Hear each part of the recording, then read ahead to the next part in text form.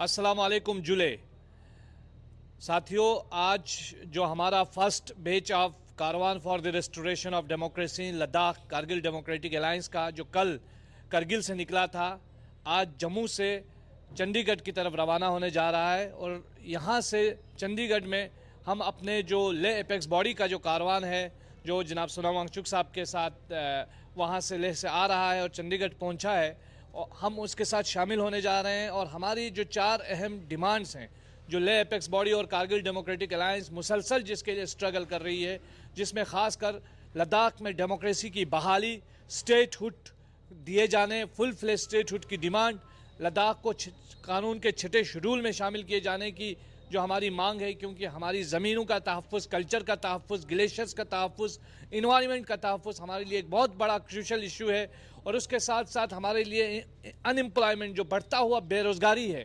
जिससे लद्दाख के जो यूथ्स हैं वो काफ़ी फ्रस्ट्रेटेड हैं। इस वक्त लद्दाख में कोई पब्लिक सर्विस कमीशन नहीं है। पिछले 4 से 5 साल में एक भी गेजेटेड पोस्ट की नौकरी किसी सिंगल लद्दाखी को नहीं दी गई है। ये जो sense of frustration, sense of alienation, sense of ये जो बिट्रेयल है वो लोग फील कर रहे हैं, उसी चीज़ को लेकर हम पूरे देशवासियों के साथ और उसके साथ साथ हमारे पूरे मुल्क की जो सरकार है उसे एक मैसेज कन्वे करने के लिए हम यहाँ से जा रहे हैं। और ये बताना चाहते हैं कि जो आपका डिसीजन था 5 अगस्त 2019 के बाद यूटी बनाने का, उस यूटी बनाने से लेकर अब तक जो है लद्दाख ने बहुत कुछ खोया है। लद्दाख ने जमहूरियत खोया है, रिप्रेजेंटेशन खोई है, लद्दाख में अनएम्प्लॉयमेंट बढ़ रहा है बहुत तेज़ी से, पब्लिक सर्विस कमीशन नहीं है, रिप्रेजेंटेशन की हमारी डिमांड है। चौथा पॉइंट जो हमारा है कि लेह और कारगिल रीजन्स के लिए पार्लियामेंट में बराबर जो है नुमाइंदगी मिले। तो ये जो सारी डिमांड्स है, उन डिमांड्स को लेकर के हम बढ़ रहे हैं। हमें उम्मीद है सरकार हमारी इन बातों को सुनेगी। और ये एक सरकार को पैगाम भी हम देना चाहते हैं कि हमारी आपसे कोई व्यक्तिगत लड़ाई नहीं है, कोई दुश्मनी नहीं है। और जो यूटी एडमिनिस्ट्रेशन में जो काम कर रहे हैं, जितने भी वहाँ पे जो भी ब्यूरोक्रेट्स हैं, उनके साथ हमारा कोई पर्सनल प्रॉब्लम नहीं है। हमारा प्रॉब्लम इस सेटअप से है, ये जो एक आइडिया है जिसके तहत हमें चलाया जा रहा है, इससे है। क्योंकि भारत की पहचान लोकतंत्र से है।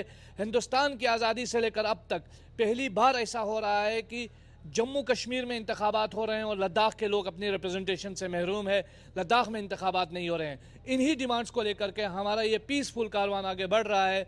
पूरे देशवासियों से, देश में मौजूद जो सरकार है उनसे हम ये अपील करते हैं कि वो इन बातों को सुने, डायलॉग के ज़रिए बातचीत का हल निकाले, समाधान करे। और जो बातचीत में एक रुकावट आई है, वो रुकावट जो है वो ख़त्म हो, बातचीत फिर से शुरू हो। और एक चीज़ जो इस वक्त हमारे जो स्कॉलर्स हमें बता रहे हैं कि जिस तरीके से लद्दाख के को डेनिक्स के अंदर डालने की बात हो रही है, जिसे हमने MHA में मीटिंग के दौरान कैटेगोरिकली रिजेक्ट किया था। हम चाहते हैं कि लद्दाख के लिए अलग से पब्लिक सर्विस कमीशन का क़याम हो, लद्दाख का अपना कैडर हो। और लद्दाख का अगर पब्लिक सर्विस कमीशन लद्दाख को अलग से नहीं मिलता है तो Jammu Kashmir public service commission के तहत लद्दाख में जो है जल्द अज जल्द ये जो प्रोसेस है एडमिनिस्ट्रेटिव सर्विसेज का, ये बहाल होना चाहिए।